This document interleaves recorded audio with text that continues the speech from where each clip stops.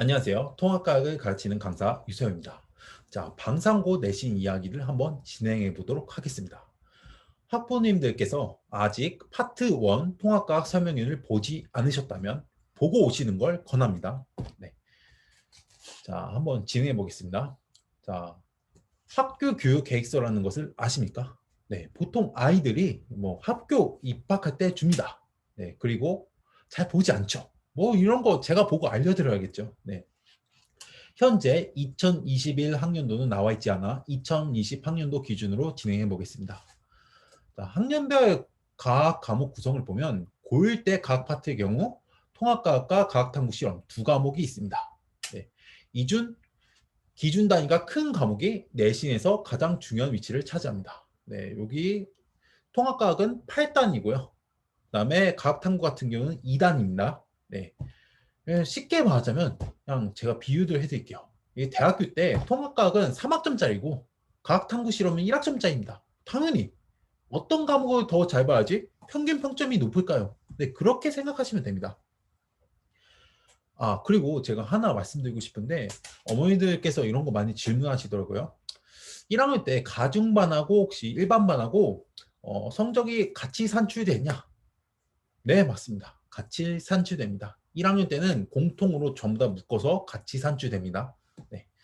그 다음에 이제 2학년 때 같은 경우는 가중하고 일반하고 좀 나눠지는데 가중반 같은 경우는 네, 물리화학, 생명과학, 지구과학 다 봅니다. 네. 그다음에 일반반 같은 경우는 문과는 사회 두 과목, 과학 한 과목. 그다음에 이과는 과학 두 과목, 사회 한 과목. 일반적으로 이렇게 선택하고 있습니다. 그리고 또 어머니들께서 이런 거 질문 많이 하시더라고요. 가중반 애들이 과학이 더 성적이 좋지 않을까요? 솔직히 말할게요. 꼭 그렇지는 않습니다. 일반 반 애들도 뭐 우리 통합과학에서 뭐 잘하는 애들은 뭐 가중반 애들보다 더 잘하더라고요. 제가 작년에 가르쳐 보니까요. 네, 꼭 그렇지 않다는 점 명심하시기 바랍니다. 네. 자, 그리고 자, 방상고 문제 특징에 대해서 좀 말씀드리겠습니다. 제가 전에 파트 1 통합과학 설명에서 말했다시피 작년도 기출문제 경향만 파악하는 것은 위험하다고 했습니다. 그 이유들 다시 한번 말씀드리자면 2020년에 통합과학을 가르치는 선생님이 총 6분인데 이 중 2019년에 통합과학을 가르쳐준 선생님은 단 몇 분입니까? 여기 노란색이거든요. 두 분밖에 없습니다. 두 분. 그래서 작년도 기출문제 경향을 파악하는 것이 중요한 게 아니라 선생님별로 출제 스타일을 아는 것이 매우 중요하다고 했습니다. 그래서 저는 뭐 이 부분에서 완벽히 대비가 되어 있습니다. 네. 자, 그리고 2020년 우리 방상고 통합과학의 경우 교과서 미래인으로 진행했고요. 아, 비상으로 진행했고요. 그다음에 시험 범위는 순차적으로 봤습니다. 네. 2018년이나 2019년이나 제가 다 데이터를 갖고 있는데 다 대략적으로 비슷하더라고요. 자, 우선 다 말하지 않고 1학기 중간에서만 한정해서 말씀드리겠습니다. 나머지의 경우 제가 저에게 듣는 학생들만 이게 제공될 겁니다. 네. 1학기 중간 범위 같은 경우 이제 이 지구과학 파트인 우주 초기 원소, 무거운 원소의 탄생, 그다음에 원소의 주기성 이제 이 부분은 화학 파트고요. 그다음에 이제 생명체 구성 물질과 다양성 이 부분 같은 경우는 생명과학 파트입니다. 그다음에 우리 생활과 신소재 같은 경우는 이게 보통 물리 선생님들이 가르칩니다. 네, 그리고 중력과 역학적 시스템도요. 그다음에 세포와 생명 시스템, 생명과학 파트가 이제 1학기 중간고사 범위로 들어갔습니다. 자, 제가 아까 뭐 선생님별 특징이 중요하다고 했는데요. 한번 선생님별 특징에 대해서 좀 말씀드리죠. 자, 우선 정땡라 선생님.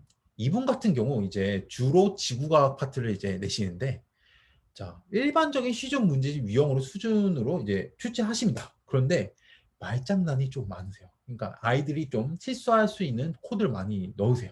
네.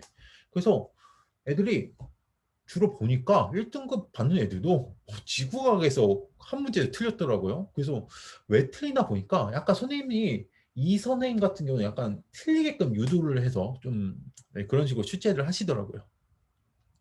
네, 그리고 두 번째 같은 경우는 교과서 내용 그대로 출제하기도 합니다. 예를 들면 여기 세 번째 뭐 주변에 비해 밀도가 높은 곳에서 가스 구름이 형성된다. 이게 교과서에 있는 그냥 그대로 말을 가져왔습니다. 네, 교과서 내용 그대로 출제하기도 하고요. 그리고 이게 정말 중요한 건데 학교 수업 때 이 선생님이 정리해 준 것을 안 보면 틀리는 문제가 있습니다. 이게 왜 중요하다고 했냐면 어머니들 잘 들으세요. 뭐, 우리 아이는 뭐 잘 따라하고 잘 합니다라고 했는데 작년에 제가 이게 다 코로나 때문에 온라인 클래스로 많이 진행을 했었거든요. 근데 애들이 안 봅니다. 안 본다고요. 그래가지고 제가 심지어 시험 전날까지도 안 보는 애들이 있다니까요.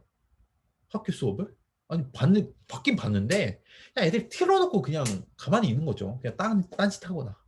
그래가지고 제가 직접 제가 직접 온라인 클래스 듣고 그랬었는데 그래서 정말 중요합니다. 이 진짜 이 지구과학 파트 선생님 이 선생님 같은 경우는 이 정리해 주는 것이 반드시 알아야지 문제 풀 수 있게끔 됩니다. 네.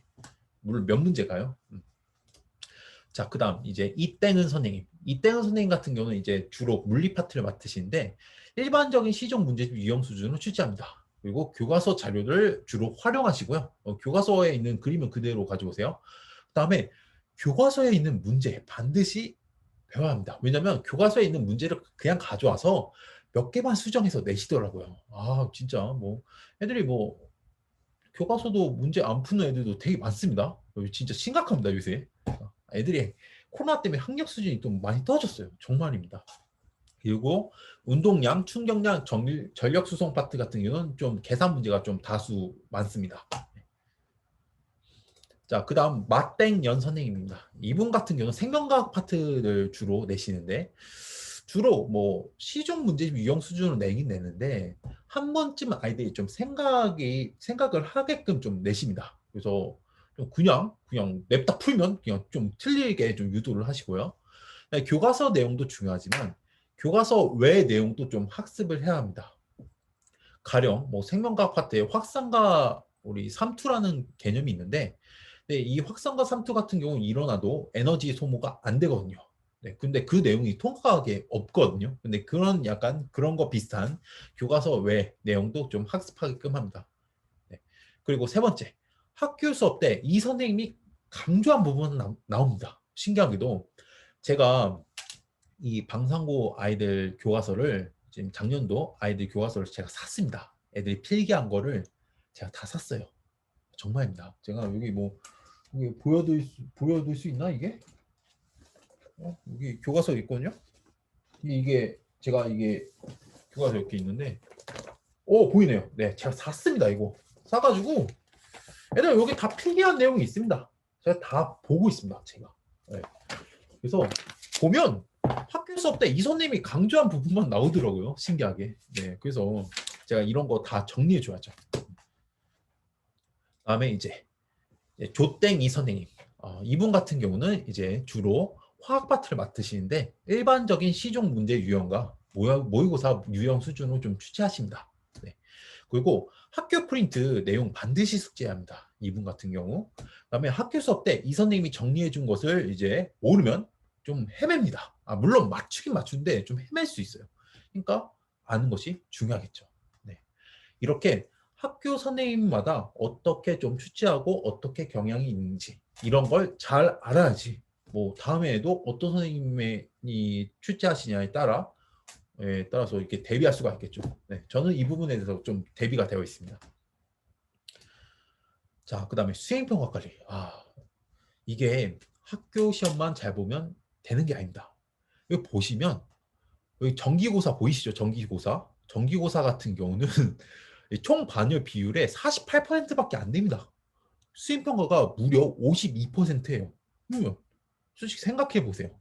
그럼 수행평가를 잘 봐야 되지 않을까요? 네, 잘 봐야 합니다. 네, 수행평가는 잘 봐야 하는데 수행평가 보면 뭐 중력을 받는 물체운동 뭐 이렇게 실험 뭐 보고서 쓰는 내용도 있고 되게 다양하더라고요. 다양하게 있습니다. 저는 이런 거에 대해서 제가 작년에 애들한테 많이 도움을 줬거든요. 그래서 작년에 제 아이들 같은 경우 수행평가 다 대부분 다 만점 받았고요. 네, 수행평가 부분도 제가 철저하게 관리해 드립니다. 네. 그리고 숨겨진 점수 찾기 이게 뭐냐면 이 내신에서 점수 하나하나는 등급을 가는데 매우 중요합니다. 이 학생의 경우 제가 알려준 방식으로 풀었는데 답이 틀렸다고 했습니다. 뭐 당연히 그랬으면 제가 잘못했겠죠. 네.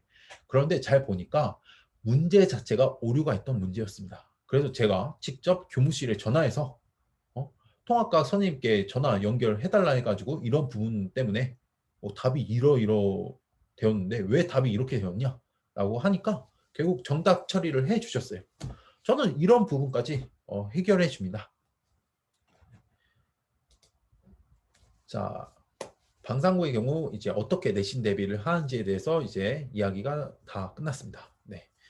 저는 방위 로그상고에서 일요일 오후 10시부터 9시까지 방상구 수업을 받고 있고요. 네. 지금 인원수가 좀 코로나 때문에 한정되어 있다 보니까 좀 미리 예약을 하시는 게 좋을 듯 합니다. 네. 감사합니다.